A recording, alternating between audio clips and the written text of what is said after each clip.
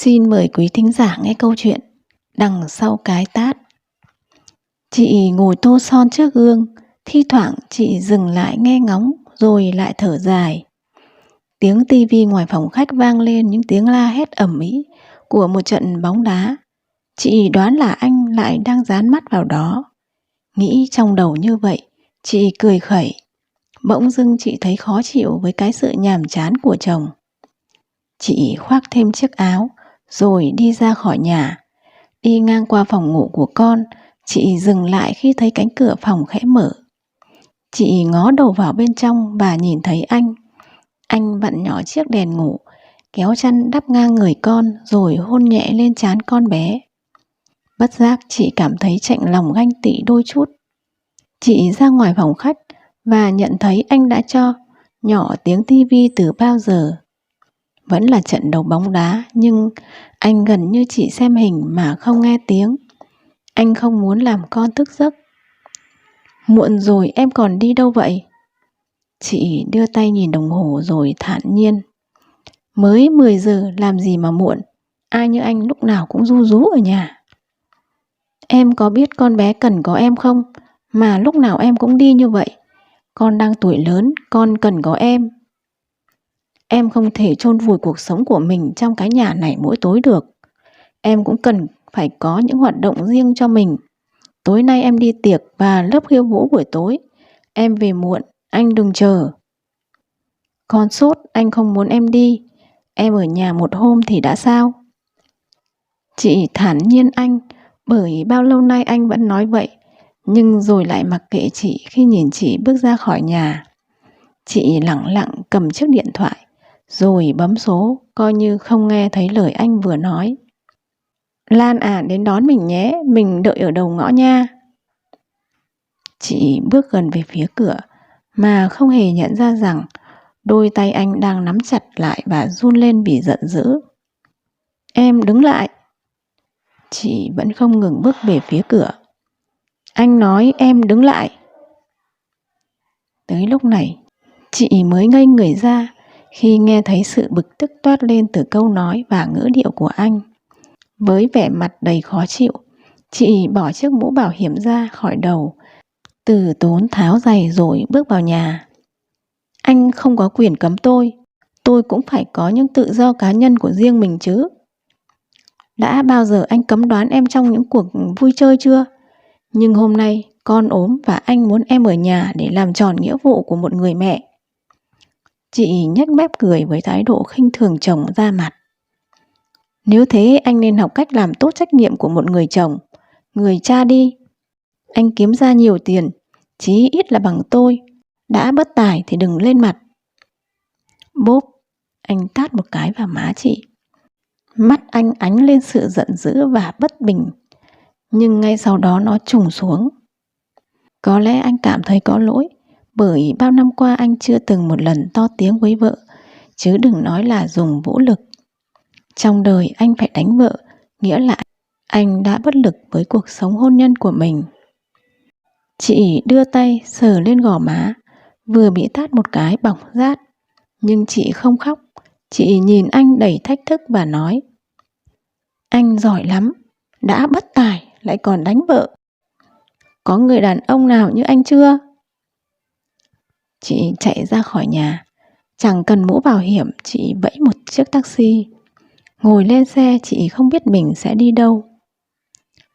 Đã gần chục năm rồi anh chị lấy nhau. Từ một tình yêu đẹp thời sinh viên, cuối cùng thì cuộc hôn nhân này biến thành điều gì? Chị luôn cảm thấy bất mãn vì chồng không làm ra nhiều tiền. Chị là người phụ nữ thành đạt. Chị ra ngoài và gặp những người đàn ông mở miệng là nói tới bạc tỷ. Vì thế mà chị âm ỉ giận. Giận vì chồng lúc nào cũng ôm khư khư cái cuộc sống êm đềm, nhưng chị thích cuộc sống hào nhoáng và sung sướng hơn thế. Chị lướt nhanh lại quãng thời gian đã qua. Quả là anh đã thay chị làm người vợ trong nhà. Tan làm anh về sớm đón con, anh nấu cơm, anh dọn nhà, anh cho con ăn, anh dỗ cho con ngủ. Còn chị quen với việc trở thành người của xã hội hơn là gia đình. Mọi người thấy chị sướng Khi có chồng đảm đang tháo vát, nhưng chị thì thấy chán nản, coi thường khi cái chồng không phong độ như người ta. Nước mắt chị cứ thế lăn dài. Bao năm rồi chị chưa từng bị chồng đánh. Chị có cảm giác tức tối, nhưng cũng nuối tiếc một thời tình yêu mê đắm. Hình như anh vẫn vậy, nhưng chỉ có chị là khác. Chị không còn cảm thấy cần được yêu thương từ anh thêm nữa. Anh ngồi trong phòng khách một mình. Anh tắt điện và để cho bóng tối bao trùm lấy mình. Anh nghĩ về những lời vợ nói, về cuộc hôn nhân này và những gì đã qua trong suốt 10 năm qua.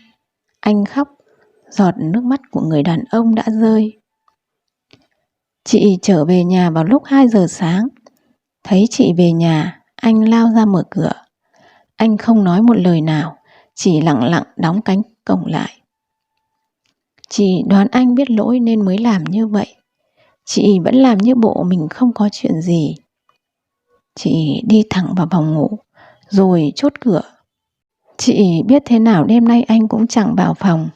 Chị muốn làm như thế để chứng tỏ cho anh biết rằng chị không muốn có sự xuất hiện của anh trong căn phòng này. Nhưng chị chờ mãi. Gần 1 giờ đồng hồ qua đi, chị nhìn điện thoại thấy báo 3 giờ sáng. Chị rón rén mở cánh cửa phòng và nhìn ra phòng khách. Anh không hề ở đó. Chị giật mình chạy vội lại. Chị bật điện lên và thấy trên bàn một tờ giấy đặt ngay ngắn. Thương gửi em. Anh biết bao năm qua em cảm thấy bất mãn vì có một người chồng không kiếm ra nhiều tiền như em mong đợi. Anh biết đó là lỗi của một người đàn ông như anh. Nhưng em ạ, ngôi nhà lúc nào cũng cần phải sáng đèn, căn bếp cần có người thắp lửa. Nếu em là người phía bên ngoài cánh cửa, thì anh phải là người lùi lại, bật công tắc đèn làm cho bếp luôn ấm. Vì chúng ta là một gia đình, vì con cần có người bên nó. Sẽ ra sao nếu chúng ta cùng ra ngoài và căn nhà này luôn khóa chặt? Anh dám chắc nó lạnh lẽo chứ không còn là một tổ ấm. Lúc đó anh sợ rằng em có mang tiền về thì căn nhà vẫn lạnh lẽo và u ám. Anh chỉ nghĩ rằng nếu có một người đã bay trên bầu trời như một con diều no gió, thì cần có một người làm sợi dây níu nó về với mặt đất. Anh đã chấp nhận là người lùi lại. Nhưng em luôn cầu toàn một điều gì khác nữa, có lẽ là nhiều hơn những điều anh có thể. Chúng ta nên dừng lại. Đó là cách để em không thấy lòng mình bất mãn và để anh không cảm thấy mình mệt mỏi. Nếu chúng ta chỉ mang lại những tổn thương và không bằng lòng cho nhau, đó là lúc con tim đã hết yêu rồi em ạ. Đơn anh viết và ký sẵn rồi, còn chờ em nữa thôi. Tạm biệt em. Anh đã đợi chị về nhà rồi anh mới ra đi. Chị bật khóc khi nghĩ ra việc anh đã cố gắng làm tròn trách nhiệm giữ hơi ấm cho căn nhà này tới cùng. Chị bật điện sáng căn phòng khách và ngồi mong đợi anh. Chị đoán sáng hôm sau hết giận rồi anh sẽ về, bởi chị luôn coi anh là vật thuộc quyền sở hữu của riêng chị. Nhưng trời mỗi lúc một sáng mà anh đã không trở về. Bất giác, chị nhìn lại một lượt quanh nhà và cảm thấy thiếu vắng, một cảm giác trống trải, lạnh lẽo lạ thường.